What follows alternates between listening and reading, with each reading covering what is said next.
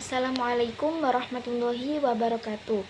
Pada kesempatan kali ini, kita akan membahas tentang studi kasus pembagian waris dalam Islam yang merupakan salah satu bagian penting dalam syariat untuk menjadi keadilan dan keharmonisan keluarga setelah seseorang meninggal dunia. Ilmu faraid yaitu ilmu pembagian warisan yang telah ditetapkan oleh Allah dalam Al-Quran, hadis, dan ijma ulama.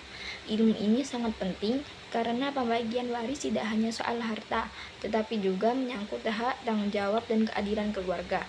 Di masyarakat, kasus waris seringkali rumit karena setiap kondisi keluarga berbeda-beda, seperti pewaris meninggalkan pasangan, anak, orang tua, cucu, saudara, atau kerabat lain. Pembahasan studi kasus. Yang pertama, kasus pewaris hanya meninggalkan satu ahli waris. Jika pewaris hanya meninggalkan istri tanpa anak, orang tua, atau saudara, maka istri mendapat 1/4 bagian dari harta warisan berdasarkan Quran Surat An-Nisa ayat 12.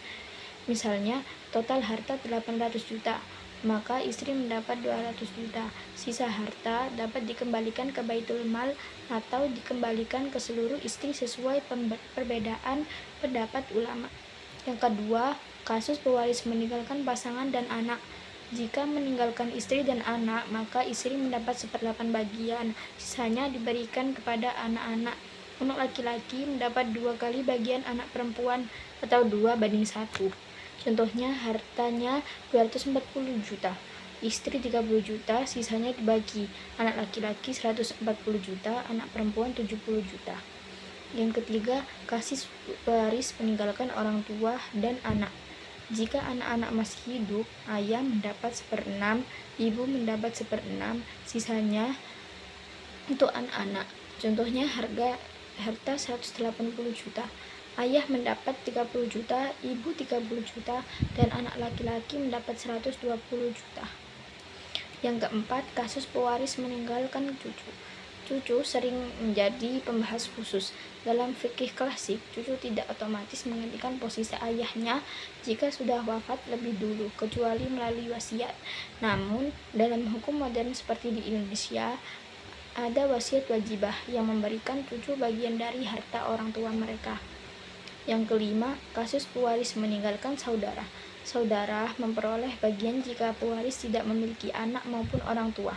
Contohnya, satu saudara seibu mendapat 1/6, lebih dari 2 saudara seibu mendapat 1/3 dibagi rata.